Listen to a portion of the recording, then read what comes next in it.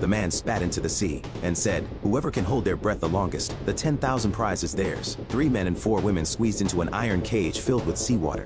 At that moment, the water level was still 20 centimeters below the bars of the cage, and the participants were all feeling quite relaxed. Some of them were floating, supported by the water, while others hung directly onto the iron bars. But just 20 minutes later, the water level had risen by 16 centimeters, leaving only 4 centimeters between the water and the top of the bars. Everyone quickly pressed their bodies tightly against the bars. However, the sun above was so blinding that it made it nearly impossible to keep their eyes open, which made things even more difficult. Before long, the woman with the headband couldn't take it anymore, and she plunged into the water, swimming toward the shore. Now there were only 3 men and 3 women left. With the seawater up to their noses, the participants clung tightly to the bars, protecting their noses. This was the key to winning. Whoever could keep breathing the longest would have the best chance of winning. Suddenly, the woman in the red shirt couldn't manage to protect herself in time and had to quit the competition.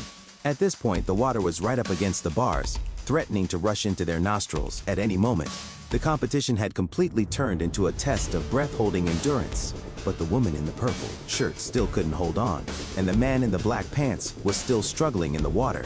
He had hooked his legs around the iron bars, his whole body hanging from them. But even so, this didn't buy him much more air, and before long he gave up. Now only 1 man and 1 woman remained, and the eliminated participants gathered around to watch. Each of them eagerly awaited to see who would win. The 2 remaining contestants released a burst of water from their noses with each breath they took. The woman in the green shirt, relying on her lighter body, had managed to hang entirely from the iron bars. The bearded man, on the other hand, was only using his arms to grip the bars, his body floating in the water, looking calm and composed. Before long, the water level passed over both of their noses, and the competition had turned into an all-out breath-holding battle. 5 minutes passed, and they both maintained their original positions, motionless. Unfortunately, the woman in the green shirt couldn't outlast the bearded man's lung capacity, and she finally lost. The bearded man had endured for a full 90 minutes. If it were you, how long could you last?